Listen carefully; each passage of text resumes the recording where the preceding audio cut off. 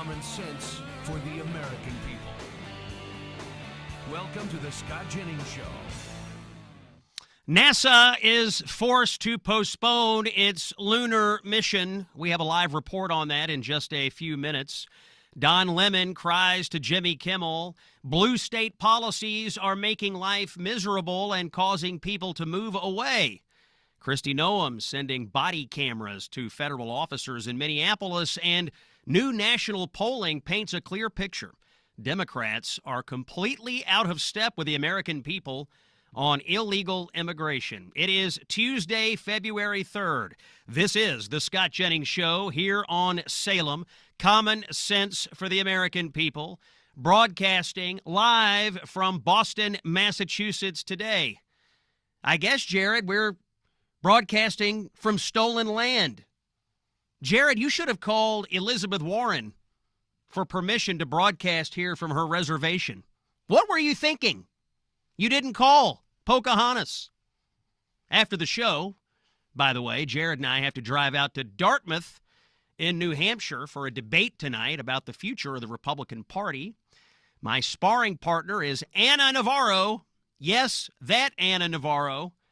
And we'll be back on the air on CNN tomorrow night in New York City.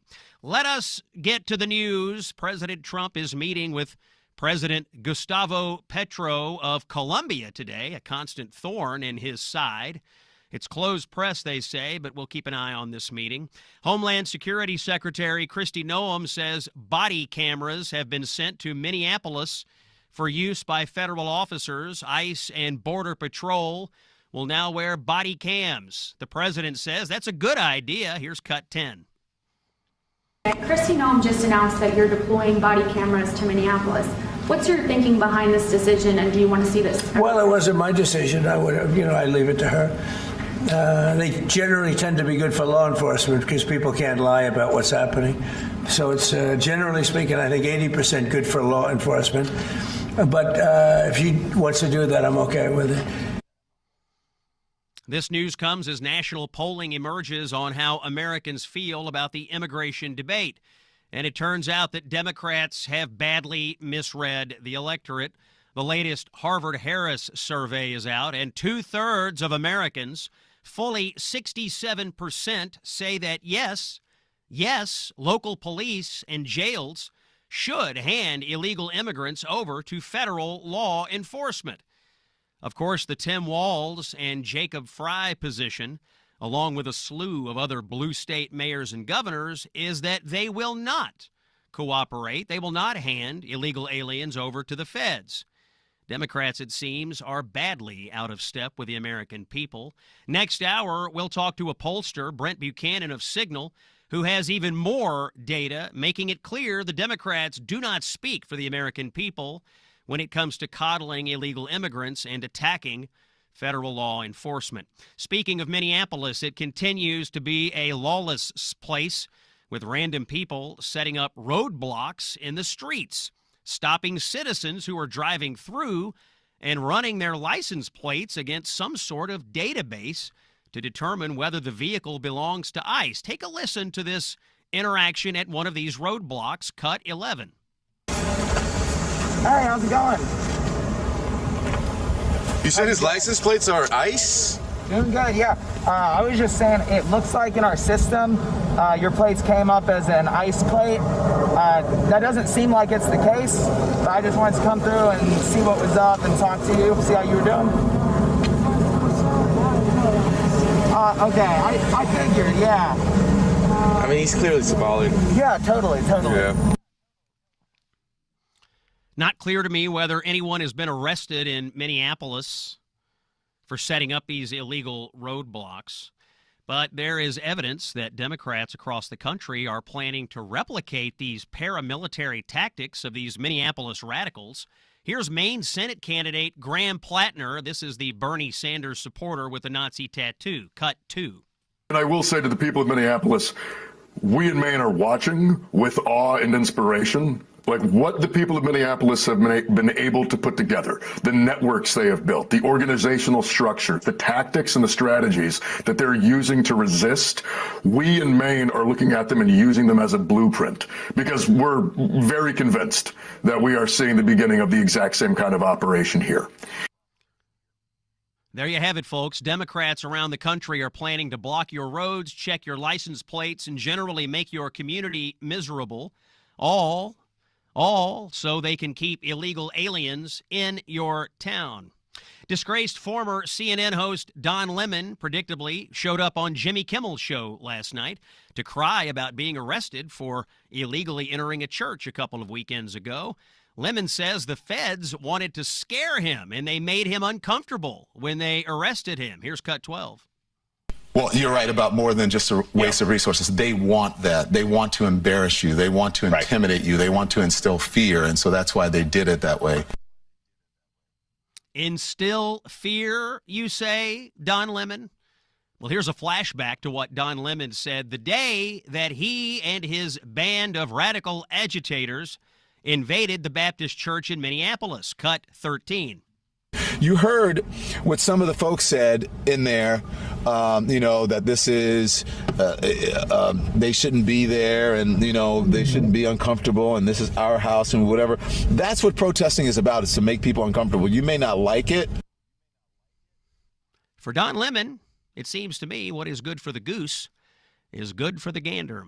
Up on Capitol Hill, Republicans in the House, led by Speaker Mike Johnson, have just broken the Democratic shutdown, voting 217 to 215 moments ago to fund the government, reopen the government. But questions remain over DHS funding long term as Democrats continue to push for defunding federal immigration enforcement. But for today, another win for Magic Mike Johnson and the House Republicans. Also in Washington, conservatives are pushing for the passage of the SAVE Act, which would, among other things, require documentary proof of U.S. citizenship before registering an individual to vote in a federal election. Now, there is overwhelming support for ensuring that only citizens vote and for providing voter ID when they do. This morning on CNN, polling director Harry Enton called it this way. Here's cut 9. Take a look here. Favorite photo ID to vote. 85% of white people favor it. 82% of Latino. 76% of black Americans favor it. So the bottom line is this. Voter ID is not controversial in this country. A photo ID to vote is not controversial in this country. It is not controversial by party, and it is not controversial by race. The vast majority of Americans agree with Nicki Minaj that, in fact, you should have a photo ID to be able to vote. So something of a non. Fully 83% of the American people support photo ID before you can vote. And to reiterate, black voters, 76%, white voters, 85%, Latino voters, 82%. Now, Chuck Schumer, the Senate Democratic leader, calls all of this Jim Crow 2.0. Now, when you hear them bring out that old chestnut of a talking point, you know they really have nothing. But how can it be when Jim Crow 2.0, when black voters themselves overwhelmingly support voter ID? Again, black voters support showing ID 76%. A white Democrat from New York City, it seems to me, is telling black voters they are too stupid to know what is best for them. And that, ladies and gentlemen, is the modern Democratic Party in a nutshell. This is the Scott Jennings Show here on Salem. We're broadcasting live from the Salem installation in Boston, Massachusetts today, right near Boston Harbor. It is common sense for the American people. We do have more news on aches and pains, and we've gone right to the source here. Let me share a story from a listener. His name is Rod. He lives in Texas. He says, I am 64 years old, and I used to build houses on the side. Years of hard physical work left me with excruciating back pain that became unbearable. I finally gave Relief Factor a try, and within 4 days, most of the pain subsided. Over the next few weeks, it continued to improve. And Rod said, and I quote, "Being pain-free is indescribable. We have seen improvements in the Jennings household." I spoke to my father last night. He made his winter sojourn to Florida. After all that driving, he said his back was feeling good. No aches and pains. He's looking forward to an active winter of golfing and doing the things he likes to do. And he's been religiously using Relief Factor. In fact, before he left on his trip, he said, "Where is the Relief Factor? I have to load it into the car." If pain is holding you back, you should try Relief Factor's 3-week quick start and see how it goes for you. Call 1-800-4RELIEF or go to relieffactor.com. Coming up, Jim Sturgis from the Pioneer Institute here in Boston will assail blue state policies that are driving everyone crazy. Stay with us. It's Scott Jennings here on Salem.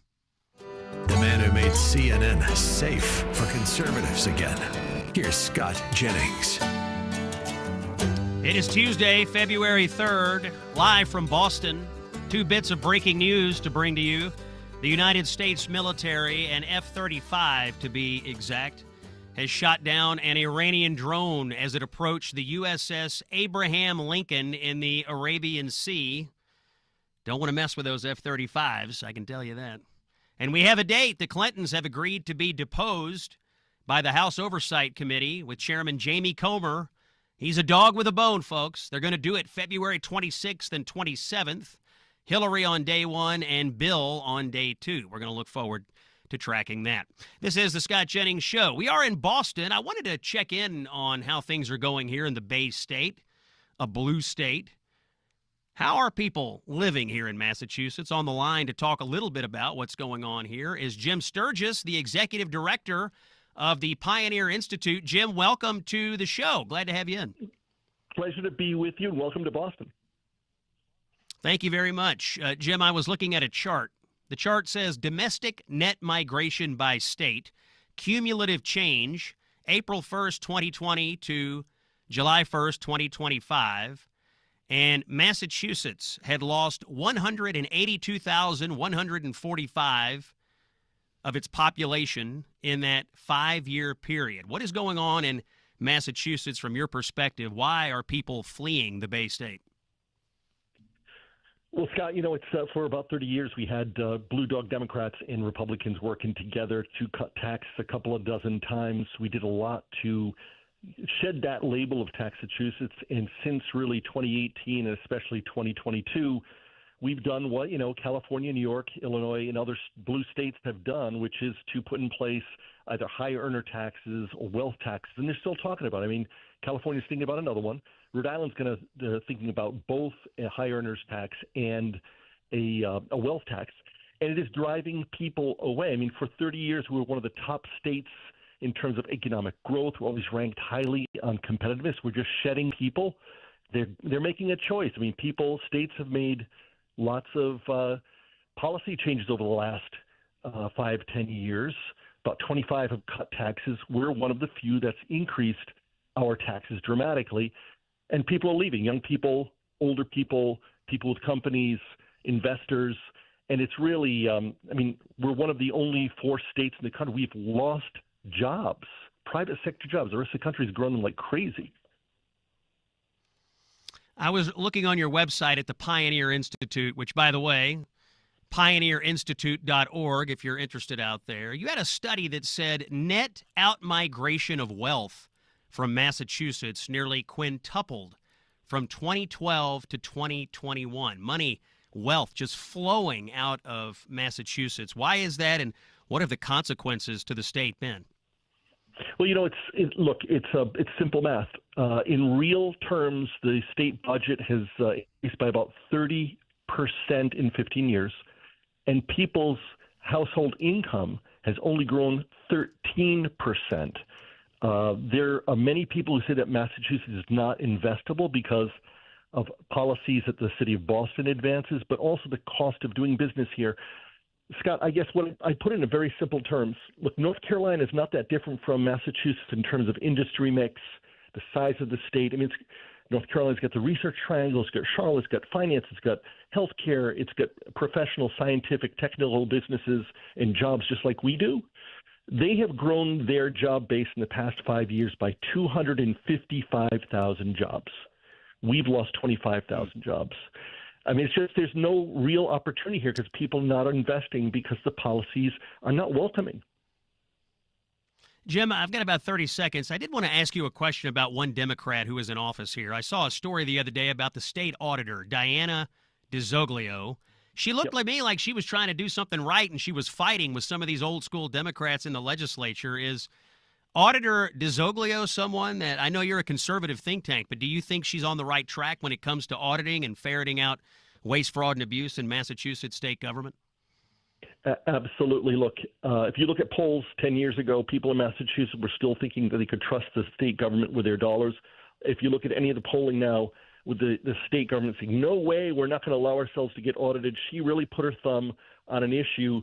Now about 75% of the people don't trust their government with their money. So she's definitely onto something.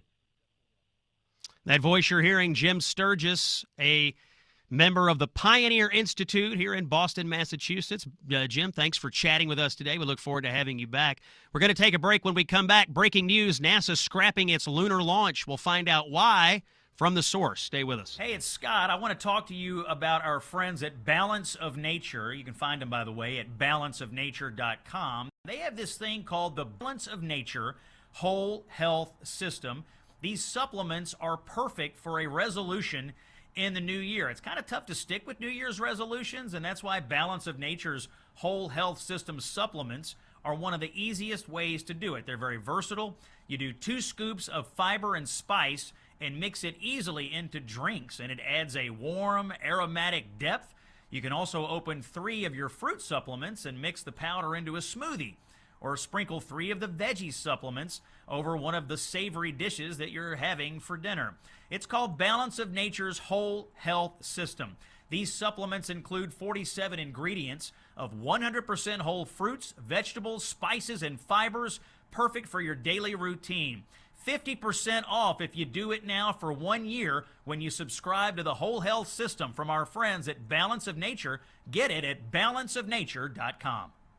You've heard the narratives. Now get the truth. It's the Scott Jennings Show. And it is Tuesday, February 3rd. Jared, we already lost a month. Where did it go? It's Tuesday, February 3rd here on the Scott Jennings Show. We have breaking news, by the way. NASA said early this morning that it is delaying its mission to send 4 astronauts on a journey around the moon after issues arose during a critical test of this enormous rocket. Bethany Stevens from NASA joins us live from the Kennedy Space Center at Cape Canaveral shortly to discuss. First, I need to give you a quick word about America's 250th anniversary from our friends at Americans for Prosperity. They want to talk about an idea that's worth revisiting, and that is the pursuit of happiness. Our founders envisioned the freedom to work hard, raise a family, and worship freely. Here's what they did not mean: big government programs and handouts. Our friends at Americans for Prosperity believe the pursuit of the American dream is a core part of what makes this country exceptional, and that's why I am proud to partner with them. If you believe in the American dream and want to celebrate what makes America special, go to this website, A250toolkit.com, A250toolkit.com, where Americans are sharing their story of how they're keeping the American dream alive. Real stories about opportunity, sacrifice, and taking responsibility, and not waiting around for permission or government handouts. Go to A250toolkit.com, learn more, share your own story, because the American dream isn't a big government program. It is our pursuit of happiness. It's Scott Jennings on Salem, and joining us live to discuss this NASA rocket launch that has been delayed, but not permanently, is the press secretary and official spokeswoman for NASA. Her name is Bethany Stevens, and she is at the Kennedy Space Center in Cape Canaveral. Bethany, we're honored to have you on the show. Welcome in. Thank you so much for having me, Scott. Of course. Thank you. I want to first just ask you about the news. What happened this morning that is causing the Artemis rocket flight delay? Absolutely. Yesterday morning, we undertook the wet dress rehearsal, which is a fueling test of our Space Launch System rocket, the SLS, that's out at Launch Pad 39B here at Kennedy Space Center. We do these tests prior to any launches to ensure that our vehicles are ready to safely transport crew into space. And throughout that test, we encountered a couple of challenges, which is precisely why we conduct these tests, so that we can find them and address them prior to the actual launch day. As a result of that, we're going to take this rocket back in, and we are going to address these issues, and we are going to take the rocket back out to the pad and then pursue launch. And it says here that you have future available launch opportunities from March 6th through March 9th. You could do it on March 11th, and you also have additional dates in April. Is it your anticipation that you'll try again on March the 6th? We're looking at March right now. We have not solidified a specific date there, but we are optimistic that the March window will be a go. All right, that's Bethany Stevens with NASA talking to us about the Artemis launch. It has been delayed. We're looking at dates in March and April.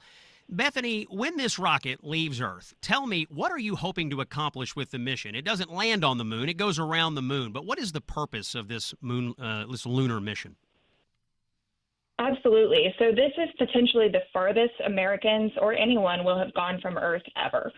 So it's historic in that regard. But this is the first step in terms of crewed missions as a part of the Artemis campaign that will help us to eventually get American boots back on the lunar surface, but also to establish a lunar presence.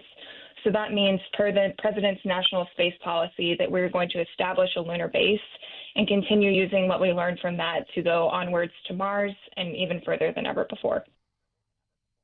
So this will be the furthest away from Earth that human beings have ever been. That's a cool fact. And we haven't been to the moon in over 53 years. The president, of course, would like to establish a moon base, as you pointed out. When you look at the old missions, the old NASA missions to the moon and all the work that was done over the decades, how helpful is looking at that old tape, the old data, the old missions? How helpful is all that in guiding how you plan out this lunar launch and the idea of going back to the moon here in the next few years? It's very helpful. You'll see that on Apollo 8, the last time that we went around the moon, that it followed a very similar flight path to what we're looking at for Artemis 2. So we're definitely able to gain insights from those previous missions. But you'll also note that the NASA administrator, Jared Isaacman, has said that it's sad that we ever lost sight of the moon to begin with. So as you mentioned, the president has indicated his desire to go back to the moon. Actually, under his first administration, he established the Artemis program so that we could get Americans back on the lunar surface. And now we're one step closer to that with Artemis 2 and then on to Artemis 3. So we haven't been to the moon in 53 years. Is it the administrator and the president's anticipation that American astronauts will step foot on the moon before Donald Trump leaves office? Absolutely. Before 2028, and we're working on that diligently even throughout Artemis 2 preparations. We're working on the human landing system, which is what's going to enable us to put those American boots back on the moon. We're working on the spacesuits, which you've all seen the iconic shot of Neil Armstrong and Buzz Aldrin and all of the other people who have walked on the surface of the moon. We're looking to do that again, and we're looking to do it before the president leaves office. That voice you're hearing is Bethany Stevens. She is the press secretary and official spokeswoman for NASA. You can follow her, by the way, on X at NASA Spokes, S-P-O-X, at NASA Spokes.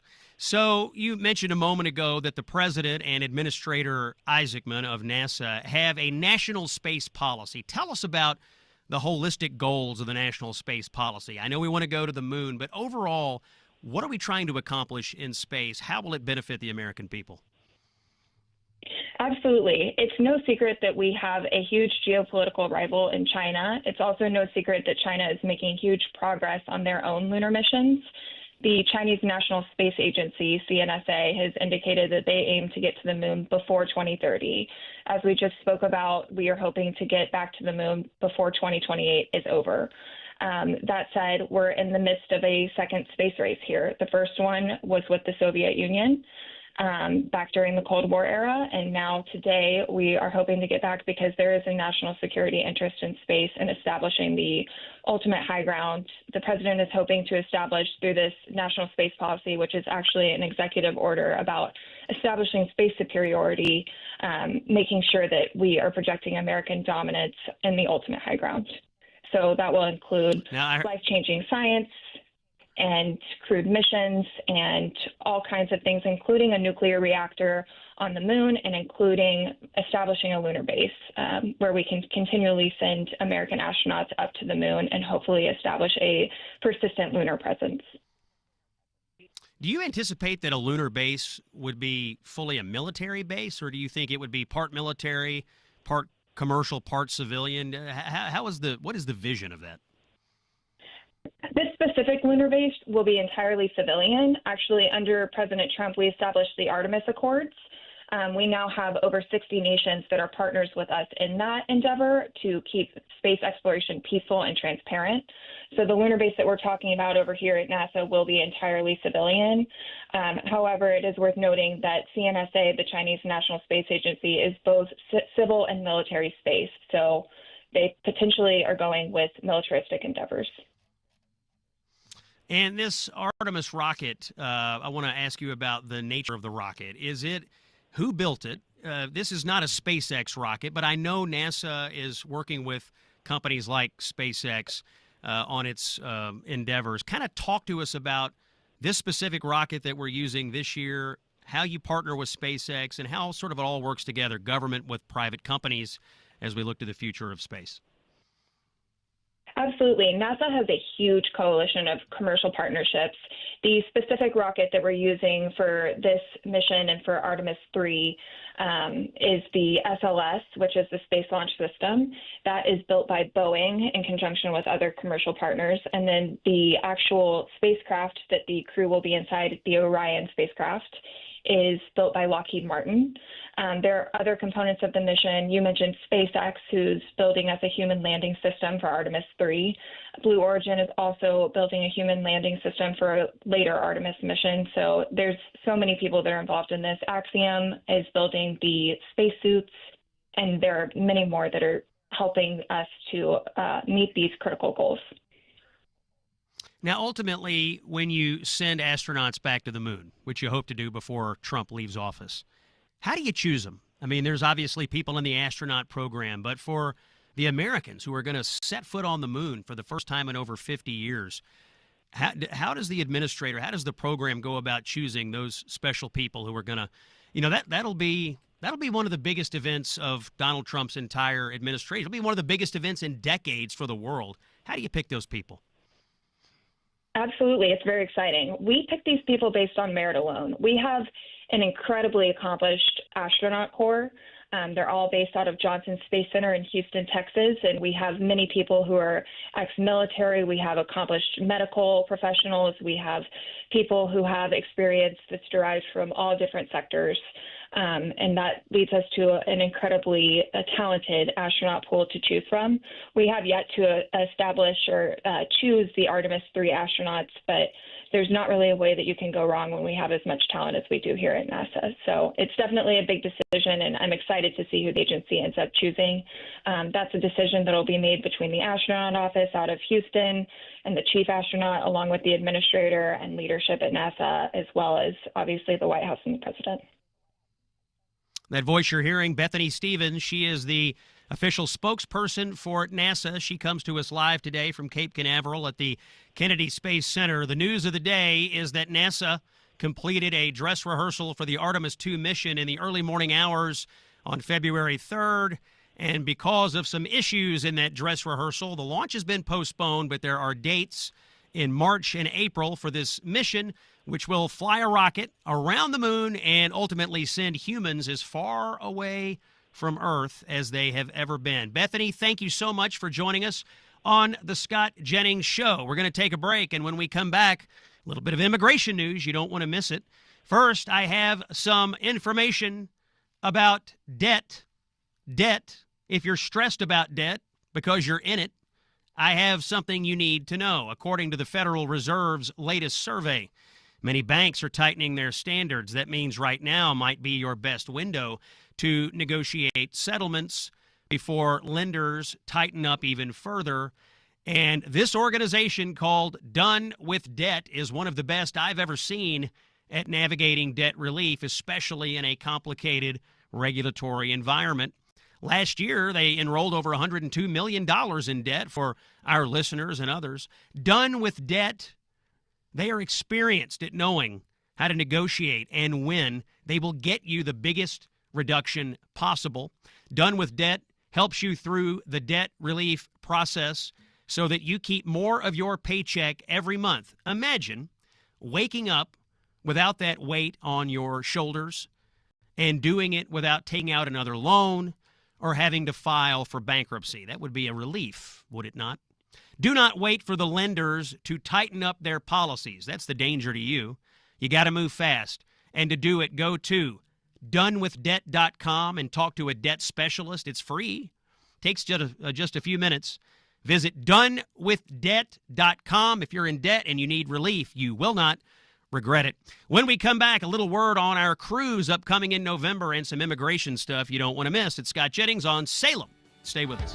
And welcome back to the Scott Jennings Show, live from Boston, Massachusetts today, broadcasting here from the Salem installation in Boston. It is cold. There is snow on the ground, but we're grateful for the hospitality from our colleagues and friends here at Salem in Boston. And speaking of colleagues and friends at Salem, I'd like to invite you to come on a cruise with your friends from Salem, and that includes me. If you're tired of being cold, if you're fantasizing right now about how do I get to warmer weather, the first thing you can do is book yourself a cruise.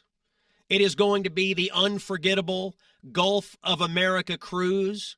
It is happening in November of 2026. I know it's a few months to wait, but you will look forward to this every single day. There's nothing, Jared, by the way, like having something to look forward to. And people are going to look forward to this cruise all year long. Scott Jennings, yours truly, the voice of common sense in America, will be there. Mike Gallagher, the legend from Salem, he will be on the cruise. We'll be sailing over turquoise waters, white sand beaches, incredible food will be served, insightful conversations will be had about the future of our country. Gallagher and I will dive into the issues shaping America. And by the way, this will be just after the election. We'll see what happens. And we'll cruise through these stunning destinations while we do it, and we're going to honor the 250th anniversary of our nation. Here's how you get on the ship. By booking your cabin today, text the word cruise to 94878. Text the word cruise to 94878 or visit scottjenningsshow.com. And on that page, you will find the Gulf of America cruise banner. Come aboard. Come sail away with Scott Jennings and Mike Gallagher coming up in November of this year. I cannot wait to do it. I can't wait to see you all. The ship, by the way, is incredible. The accommodations, luxury, the food, decadent, the conversation, stimulating. You won't want to miss the Gulf of America cruise with me in November. Again, text the word cruise to 94878. I want to close out the hour, by the way, talking to you about propaganda. The fight over immigration in the United States has, as much as anything, devolved into an information war. And coming up next hour, by the way, my friend Brent Buchanan from Signal Polling has some insightful new polling numbers on the American electorate. I think Democrats, by the way, are going to find they are way out over their skis when it comes to this coddling of illegal immigration and this demand to defund ICE, but we'll talk about that in a few minutes. This propaganda war, though, has manifested itself in story after story that's told to you to confuse you, to lie to you, to cause you to believe things that just aren't true. The 5-year-old kid in Minneapolis, remember that? The details that you got initially, that's not what happened at all. Renee Good, remember what you were told initially? Random passerby accidentally caught up in traffic. That's not what happened. Remember that you were told ICE raided a daycare. Didn't happen. They were chasing someone who ran into a daycare. Here's a new one today out of Los Angeles that I thought I would share. KTLA television in Los Angeles reported the news this way. A San Fernando Valley community is outraged and devastated after federal immigration agents forced their way onto the grounds of a church during a food giveaway and arrested a man who church officials say helps with children's ministries. Now, reading that, you might think, I don't like that. But that's not what happened. Here's the real story, straight from the Border Patrol. They weren't targeting a church. They were targeting an illegal alien named Carlos Chavez Guzman, a Mexican illegal alien. I guess I can say that. They're telling me I can't say that in some venues. I'm going to say it. Illegal alien. He was deported from the United States in 2016. He illegally re-entered the country, a felony. Agents, Border Patrol agents, approached this man, legitimate thing to do, and of course he ran away, causing a foot chase. He was tracked down and arrested by agents. Lots of crimes here. Entering in the first place, illegal. Re-entering, felony. Running from cops, felony. But the propaganda from KTLA makes you think that the Border Patrol was raiding, against their will, some church. We are fully committed to telling you the truth on this show, but understand, much of what you're being told about what's happening with immigration is propaganda. They want you emotional, and they want you stupid, and I want you to have the facts, and I want you to have clear eyes. That's what you get. More coming up in the next hour. It's common sense for the American people. We're on Salem. I'm Scott Jennings. Stay with us. The voice of free speech. The truth delivered. Common sense for the American people. Welcome to the Scott Jennings Show. It is Tuesday, February 3rd. We're broadcasting live from Salem in Boston, Massachusetts. This is the Scott Jennings Show. Common sense for the American people. At the bottom of the hour, 33 minutes past, brand new polling, hot off the presses. Brett Buchanan from Signal Polling is here, and I'm just going to preview it for you. Democrats are way out over their skis, way off message when it comes to dealing with the illegal immigration crisis in America. You don't want to miss this conversation. We do have some breaking news. House Republicans have ended the short, partial Democrat shutdown, voting 217 to 215 to fund the government just a few moments ago. Magic Mike Johnson delivers again. NASA has scrubbed its Artemis II space launch today. During a dress rehearsal overnight, some hydrogen was leaking, so back to the garage for a couple of weeks. They'll try again in March or April. The administration remains committed to putting a man on the moon before Trump leaves office. President Trump is touting talks with Iran this Friday, dispatching his envoy, Steve Witkoff, and his son-in-law, Jared Kushner, to meet with the regime. The New York Times says the Iranian regime is willing to do away, perhaps, with its nuclear program, although I thought we did away with it for them last summer. Iran is demanding changes to the venue and format for these negotiations. We'll see if the talks actually proceed. And today, there has been a military skirmish.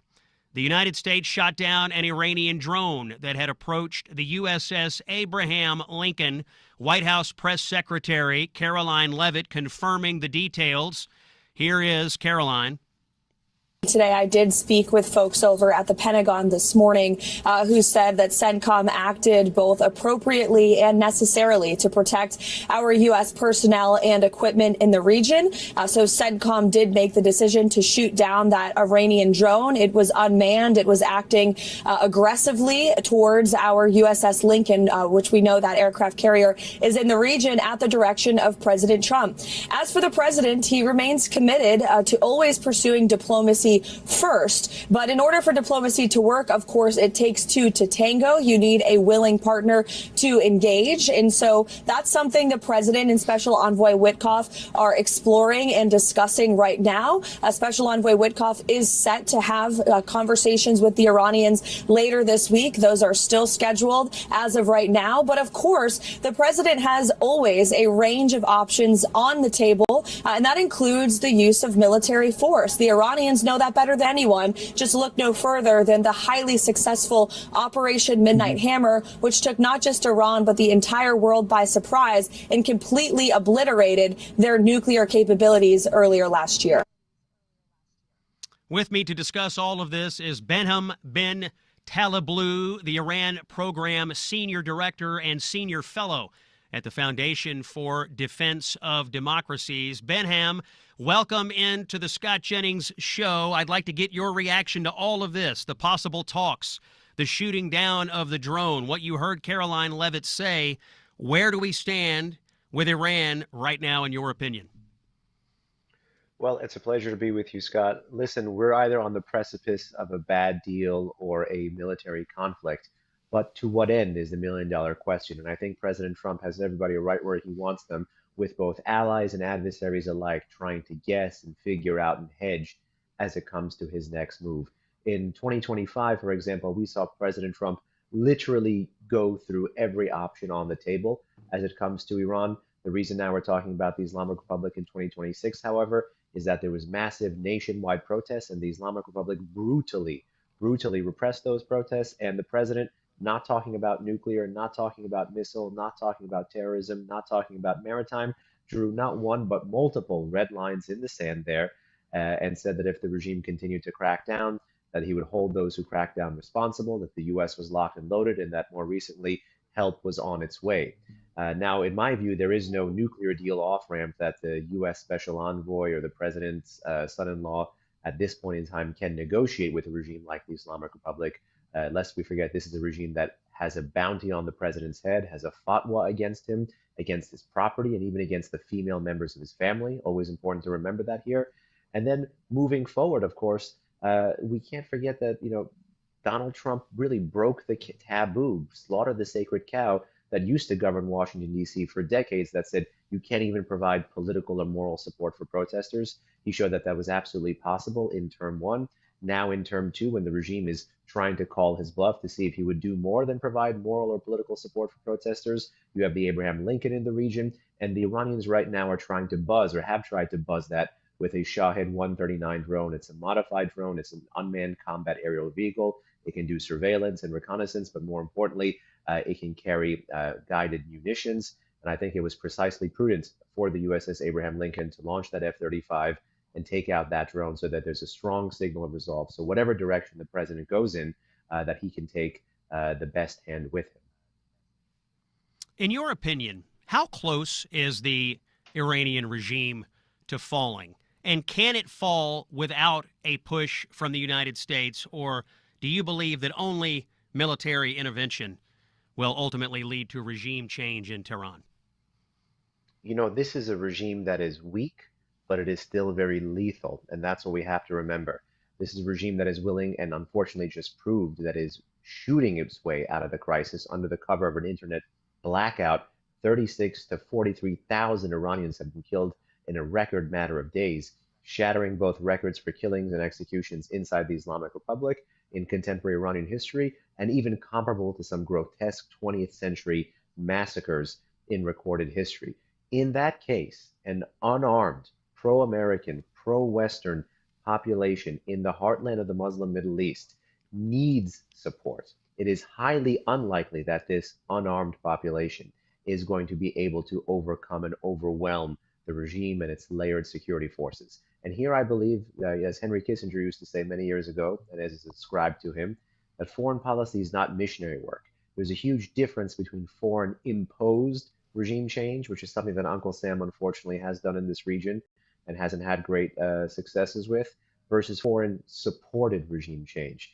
If we could flip the script on the Ayatollahs, I think that would be a huge strategic and political win for the president, not just a moral one. We have about a minute to go. I'm just going to ask you point blank. The president has broad peace plans for the Middle East, and he has done more than virtually any other president in my lifetime to get there. But in order to achieve his full vision, does he need Iran to fall? Does he need to get rid of the Ayatollah? Or can he still achieve peace if somehow this regime survives? I think at best the president would be holding his vision for peace together, and more importantly, prosperity together with spit and gum and glue, and it would not have a political legacy beyond his administration. There is no way out but through here. Uncle Sam needs to help flip the script to empower the street in Iran, which is pro-American and pro-Israeli, against the state, which is the most anti-American and the most anti-Israeli in that part of the world. The path to peace, the path to prosperity, the path to stability only can happen when you take out Tehran's theocrats. Those American partners in the region who are currently hedging, which believe that stasis equals stability, needs to only look to the past 47 years to realize that by locking in the Islamic Republic, they had only guaranteed further instability. That voice you're hearing, Behnam bin Taleblu, the Iran Program Senior Director and Senior Fellow at the Foundation for Defense of Democracies. Find him on the X platform at The Real Behnam, BT. Behnam, thanks for joining us. We'll check back in with you. The facts are protesters are being slaughtered. The Iranian regime continues to chant death to America. They are sending drones to buzz the USS Abraham Lincoln, and we're planning to talk. I'm not holding my breath if they'll have anything useful to say, but we'll check with you as developments warrant. This is the Scott Jennings Show here on Salem. Common sense for the American people. I have some common sense for you from a man named Keith in Washington. As you know, we've been canvassing the customers, satisfied customers of Relief Factor, and Common Sense Keith tells us this, that he was an extremely active guy, former college athlete, martial arts instructor, teaching multiple classes a day. But over time, his body was wearing down, and he tried Relief Factor, and all of a sudden, his knee pain nearly disappeared. His neck pain dropped significantly. He was able to keep training, and he even earned his black belt. Again, letter after letter, after anecdote, after story comes in, and they all say the same thing. I had pain. I tried Relief Factor, and it worked for me. That's my recommendation to you. Try their 3-week quick start plan. Call 1-800-4RELIEF or visit relieffactor.com. Let's see if we can work together to get you out of pain. Stay with us. This is Scott Jennings on Salem. More after this. News, comment, and the stories and facts the mainstream media refuses to discuss. It's the Scott Jennings Show. It is Tuesday, February 3rd. Scott Jennings broadcasting live from Boston, Massachusetts today. After the show, driving out to Dartmouth, having a big debate against Anna Navarro on campus tonight, debating the future of the Republican Party out there. We look forward to that drive. Jared, we're going to drive through the countryside. We'll see the sights, see the snow. I do want to talk to you, by the way, about some politics this segment. A Senate race is going on in Texas. Someone is challenging the smartest person in national Democratic politics. You know who that is, Congresswoman Jasmine Crockett. She's their highest IQ Democrat. But the same political ecosystem that gave us Beto O'Rourke and then Pete Buttigieg has now rolled out version 3.0 of this kind of candidate. His name is James Tallarico. Now, Tallarico is different, but not in a good way. He is not your garden variety radical progressive. He actually tries to put a religious spin on his radical liberal progressive politics. He is not just coming to take your guns, to trans your kids, and to reorder American society from top to bottom. He is going to do it while telling you that God is totally cool with it. That's the pitch anyway. And I'm sorry, but that's not bold, it's not brave, and it's not compassionate. In fact, I think it's deeply sick stuff. Don't take my word for it, though. Let's hear it straight from his mouth. Let's play Tallarico Cut 4. The first 2 lines of the Bible. The first two lines in Genesis use two different Hebrew words to describe God. One is the masculine Hebrew noun for divinity. The second is the feminine Hebrew noun for spirit. God is both masculine and feminine and everything in between. God is non-binary. God is non-binary, Tallarico says. I don't think you need to be a master theologian or have gone to seminary or even cracked open a Bible lately to understand how off base this man is. But here's the thing. He, nor does the progressive left, actually care, because they'll clap for this. They'll nod along. They'll celebrate this use of religion to justify mutilation of children. They use religion as a tool to advance their ideology. Faith isn't sacred to them. It is instrumental, and it doesn't stop with twisting theology to justify radical social policy. It also shows up in the way Tallarico talks about other Christians who simply don't share his politics. Remember, he serves in the Texas State House alongside people who are, in fact, openly Christian.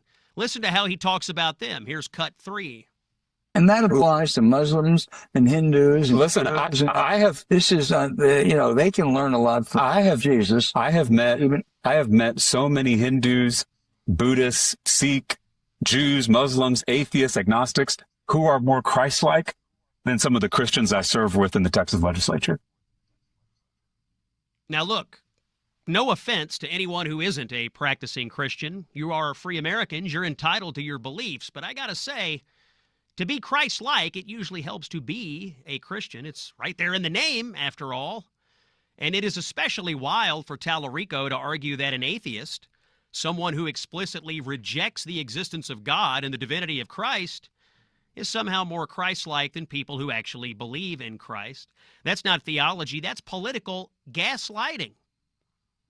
Nothing matters to the left except gaslighting you into accepting their agenda. Truth doesn't matter. Consistency doesn't matter. Faith doesn't matter. And now he's justifying abortion with his biblical claims. Here's cut number 5. But I say all this in context of abortion because before God comes over Mary and we have the incarnation, God asks for Mary's consent, which is remarkable. I mean, go back and read this in Luke. I mean, the angel comes down and asks Mary if this is something she wants to do. And she says, if it is God's will, let it be done. Let it be. Let it happen. So to me, that is an affirmation in one of our most central stories that creation has to be done with consent. You cannot force someone to create. Creation is one of the most sacred acts that we engage in as human beings. But that has to be done with consent. It has to be done with freedom. And to me, that is absolutely consistent with the ministry and life and death of Jesus. And so that's how I come down on that side of the issue. James Tallarico says that an angel came and offered Mary an abortion. That's his view. To support his idea that the Bible is pro-choice, this man is a phony, a liar, and a total joke. When we come back, new polling on immigration. Don't miss it. It's Scott Jennings here on Salem. Hey, it's Scott, and I'm so excited to welcome Crowd Health as a new partner to the Scott Jennings Show. For several years, I'm hearing more people voicing frustration with traditional health insurance. Bad incentives baked into Obamacare have sent costs soaring. The rules are a maze of jargon, and people feel stuck. That's why I want to tell you about my new partner, Crowd Health. Crowd Health isn't insurance. It's a community that cuts out the middleman to help one another fund medical expenses, giving you more freedom, fewer surprises, and greater control over your healthcare choices. And when it comes to cost, members are spending hundreds less per month compared to traditional insurance. Right now, you can get started for just $99 per month for your first 3 months when you use the code SCOTT. Go to joincrowdhealth.com. That's joincrowdhealth.com and use code SCOTT. Again, joincrowdhealth.com, code SCOTT. Quick reminder, Crowd Health is not insurance. You can opt out, take your power back, and that is how we win. Welcome back to the Scott Jennings Show. Tuesday, February 3rd, tracking all the breaking news today. Of course, a lot of it revolving around immigration. And I've been wondering, what do actual voters think about all of this back and forth on Minnesota? The idea of enforcing our national immigration laws. And fortunately, I know someone who can tell us the answer. My friend and nationally renowned Republican pollster, Brent Buchanan, is here from the Signal, that's CYGNAL, polling group, joins the show. Brent, you all over at Signal published some eye-popping polling data yesterday, and I was perusing this, and the only thing I can say is that Democrats are absolutely out over their skis when it comes to their political positioning on immigration. Brent, welcome back to the show. Let's talk about this poll. Man, they live in a bubble. If you watch the news and you polled people who are delivering the news to us, quote news, you would have a drastically different view than what Americans actually believe. That's why we did this poll last week, because I knew there was a gap. I didn't realize there was a chasm between the two. And even just starting with the principle of what does illegal mean? You know, we had to have this discussion of what is a man and what is a woman. The Democrats still haven't figured that one out. They also don't know what the word illegal means. So 73% of voters say that if you came here without permission, you broke the law. That is the definition of illegal. But the reason it's so low is because 45% of Democrats disagree with that statement, and of those, the remainder who do agree, it's very soft. So like they're super tepid in their understanding of what the word illegal even means. So if we can't agree on that, how do we agree on deportation and ICE and any of these other issues? Well, it's a good question, and I have sat on many a CNN panel over the last several months, and I have been chastised and condescended to about this. I've been told by news anchors that it's not actually illegal to enter our country illegally. I was told by some twerp the other night I'm not allowed to use the phrase illegal aliens anymore, even though that phrase does appear in U.S. law. But for the record, it is a crime to come into the country illegally. It's also a crime to come in, be deported, and come back in. It's also a crime to run away when you're trying to be apprehended by ICE. We've seen that happening. So according to your polling, though, despite all the propaganda about, oh, it's not really a crime, you're saying, Brent, the American people know full well that it is a crime. Unless you're a Democrat. Right, of course, unless you're a Democrat. All right, so the first question, very clear. 3/4 of the American people say, yes, it is a crime to enter the country illegally. Let's talk about the severity of the problem. Another thing that we often hear is that, oh, well, you know, why are we going after these illegal aliens? Is this really an issue? And then they make up anecdotes or fantasy stories about bakers who've been in the country for 47 years and they're just baking their muffins and they're not bothering anyone. What do the American people have to say, according to your polling, about the severity of the problem of illegal immigration? Well, let's start with Democrats, because they're in this parallel universe. And it reminds me of this great movie, Monty Python, where the knight is bleeding out, has no legs, and says, "'Tis a mere flesh wound." And that's essentially where Democrats are right now. 61% say it is not a serious problem, or not even a problem at all. 2/3 of Democrats. You look at voters overall, and it's 2/3 say it is a somewhat or very serious problem. It's even stronger among swing voters. You go look at the demographics who matter and make decisions and who wins elections. They all strongly agree that this is a real problem. It's just on the other side of the ledger. The Democrats think it's tis mere a flesh wound. I guess it stands to reason, though, that if you're a Democrat who doesn't believe that it is illegal to enter the country anyway, then you wouldn't think illegal immigration was a problem, because you don't actually believe that immigration is illegal. So I guess it stands to reason. But on this note, as an issue for electoral matters, you've got a political party that says, no, this isn't a problem. But you've got 2/3 of the American people that say, yes, illegal immigration is a severe national problem. All right, so if you've got 2/3 of the American people who say it's a problem. You've got 3/4 of the American people who acknowledge that people are breaking the law when they come into the country illegally. Let's talk about what your polling found. What should we do about it? People's opinions of actual deportation. What do people think about deporting those who are here illegally? Brent Buchanan of Signal. A lot of times you see this question where it says, deport those criminals who are here illegally.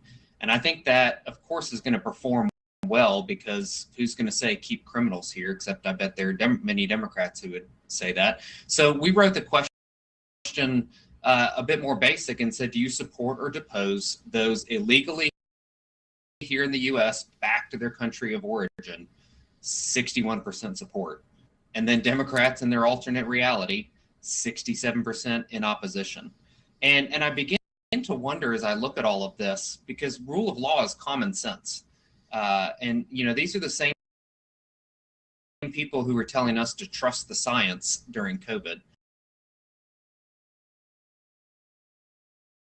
Yet they're completely ignoring the rule of law. And I really wonder how much of this is just the fact that Donald Trump thinks it's illegal if you cross the border, which is common sense. And Donald Trump thinks that people need to go back who came here illegally, and therefore they have to oppose it. It's like morally within their code that they cannot agree with Donald Trump on anything.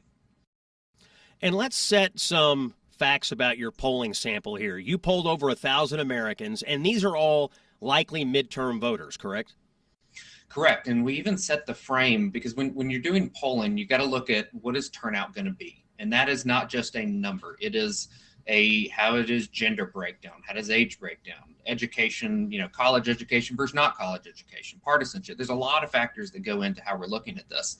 And our team has just decided that we're at least this far out from the election going to take a conservative approach to what we think the turnout's going to be, and that it's going to look a little bit more like 2018 than it did 2022. I'm beginning to believe with issues like this that we're going to see a midterm that looks more like 22. So you can almost take this as a worst case scenario poll. The numbers are likely better than this if Republicans are able to capitalize on this issue and really cast the Democrats as extreme, because that's what elections come down to. It's the reason that nobody had on their bingo card that we were going to close out the presidential election with transgendered sex changes for prisoners or men and women's sports. But here we are. That's how we closed out the election. And it's not because that was the most pressing issue. It's because that was a great way to show that the Democrats are extreme and radical and way outside the mainstream. And I view this immigration and deportation issue as the exact same opportunity. That voice you're hearing on the Scott Jennings Show today, that of Brent Buchanan of Signal, Cygnal, a leading polling organization for Republicans. We're talking about some national polling that Brent and his company have just come out of the field with. So on the issue of deportation, over 60% of midterm voters say deport those who are illegally in the United States. And you didn't parse it out and say those who are here illegally and have committed other crimes. This is simply, if you're in the country illegally, 60% of midterm voters want those people deported. That's a clear majority of the American people. Oh, it's huge. And I actually was digging in this morning and wrote an article about this, and you can check it out on my X profile, of why is this so radically different of how the media is framing this and how American voters sit. Because if you look at the media framing, it's over 90% negative on the issue of deportation. And I found a subgroup of voters who I'm pretty darn sure is in control of the media, and it is young, white, liberal women. They are 94% opposed to deportations. 94%, when the rest of the country is 61% in support of it. I mean, that's beyond a chasm. I don't know what the next adjective I can use to describe is, but it makes a lot of sense when you realize who is pushing this news to us and how radically different they are on this topic than literally everybody else. Well, it's not just this time.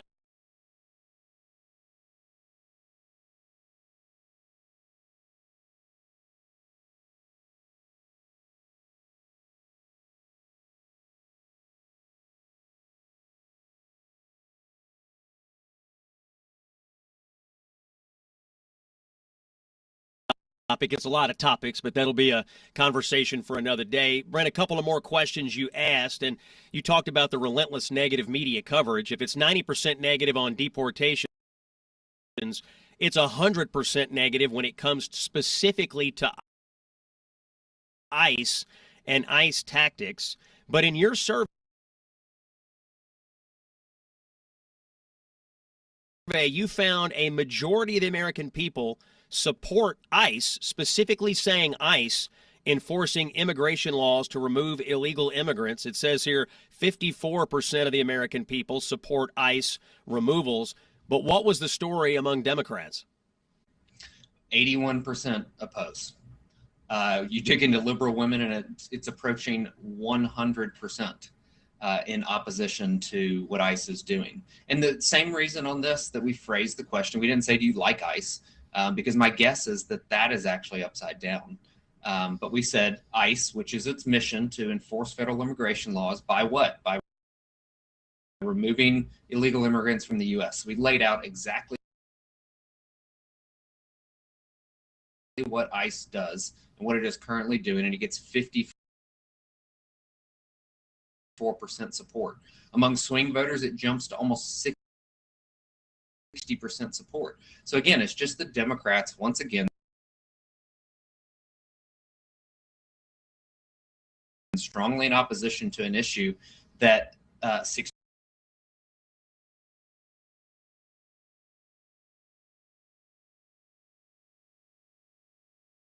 of the people who are going to decide this election, swing voters, actually agree with Donald Trump and the Republicans on. All right, Brent, let's close out this conversation by talking about electoral impact. On the initial generic ballot, you found that Democrats had a small lead over Republicans on the generic ballot. But when you ask people, do these immigration issues, does opposing ICE enforcing immigration laws make you change your opinion? What happened? In other words, my question is this: can Republicans use the immigration issue and pivot off of what Democrats are saying to erase the Democratic advantage that they appear to have in the midterm? Yes or no? Completely. Lean in harder, don't go backwards. When I see some of these members of Congress talking about how we should have been more targeted in how we're approaching this, and then I look at this data and think, you guys need to go. You're part of the problem. You know, the Republicans who are saying go further are the ones who are part of the solution here, because that's what voters are telling us. Almost 60% of folks oppose shutting down the government to defund ICE. They oppose defunding ICE, period. And then to your point, you ask about it in an electoral context, it swings the race 6 points. That is almost double the margin of error of this poll shift. When we make this election about Democrats not supporting ICE, not being for deporting people, and then going so far as because they want to shut down the government over it, that is a 6-point swing. I don't know another issue that I could lay out for our clients who are a lot of these people, you know, running for office and in office right now that would give them a 6-point swing, double the margin of error of a survey. That voice is Brent Buchanan. He is a leading Republican pollster. He is with Signal. Brent, we've got about 30 seconds. I'm just going to sum it up. Number one, the American people want deportations. Number two, the American people support ICE. Number three, Democrats are living on another planet when it comes to immigration. And number four, if you're a Republican candidate within the sound of our voices, lean in. Don't lean out. Don't go wobbly. Be for deportations. Be for strong borders. And be for the American people. That was Brent Buchanan. This is Scott Jennings. You're listening to Common Sense for the American People. More after this. Slaying the leftist narratives one by one. This is the Scott Jennings Show. Breaking news to all of you. This morning, as I was preparing the show, I was preparing to report to you all about the neighborhood blockades that are going on in Minneapolis. You've seen the video, I'm sure. These civilians are setting up blockades. You pull up, and they check your license plate. These people aren't police. They're not there in any official capacity, but they check your license plate. This is highly illegal. So I emailed, Jared, you know, you were there. I emailed the city of Minneapolis, and I had a simple question. Has anyone been arrested for setting up illegal blockades, for harassing citizens, for apparently having some sort of secret database by which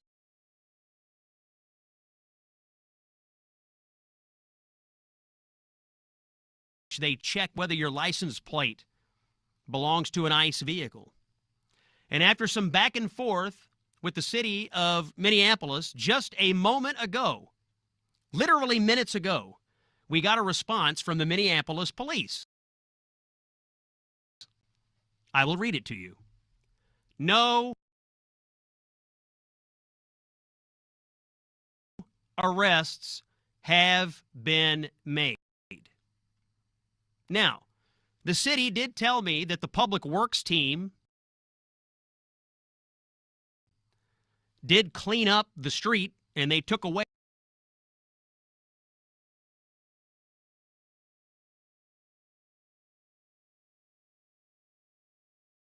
the barricades and all the crap that was in the street, but no arrests have been made. Why? Why? Why are civilians in Minneapolis, Minnesota, or anywhere else for that matter, allowed to go out into the street, build a barricade, physically stop other citizens, other people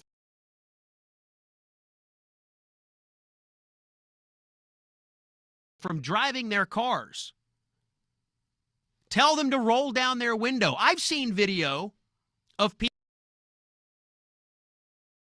people saying, oh, we ran your license plate through a database and it looks like your car is owned by ICE. We need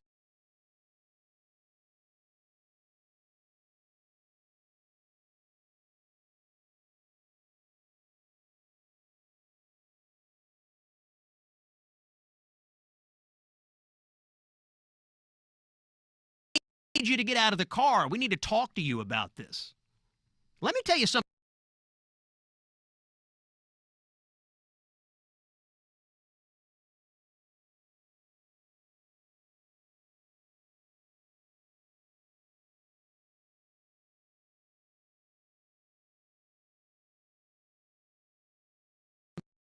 Right now, if I rolled up on some rinky-dink makeshift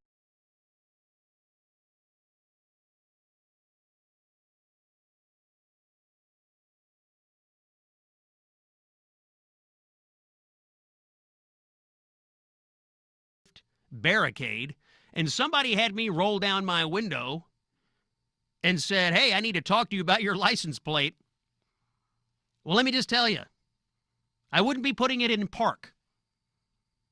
Okay? This is not normal behavior. Why? But again, there's a lot of mental illness out there. I don't understand why the police don't arrest people. Now, we already know that in Minneapolis, according to Todd Lyons, who told us on this show, the mayor told the police department, do not assist ICE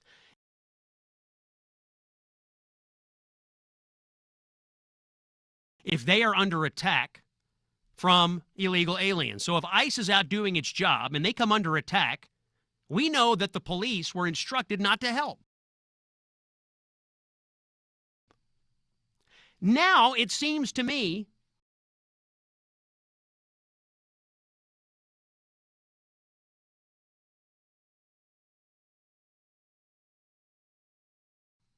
because no arrests have been made in these blockades,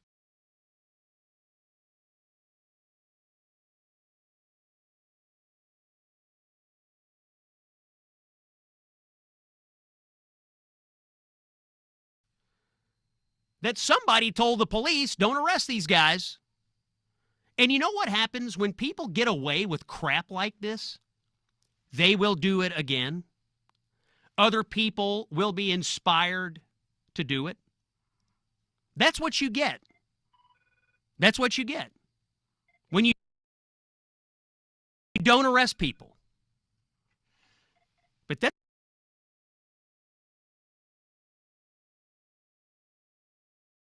that's the breaking news from the Scott Jennings Show to close out today.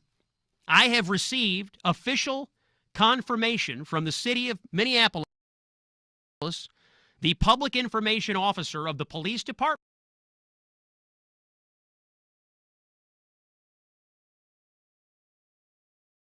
it's right here in front of me on this screen.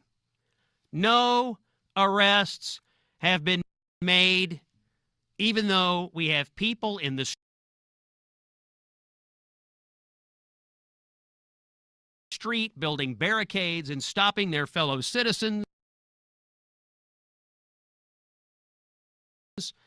It is more than just a traffic hazard. It is unsafe. It is harassment. This is clearly illegal behavior.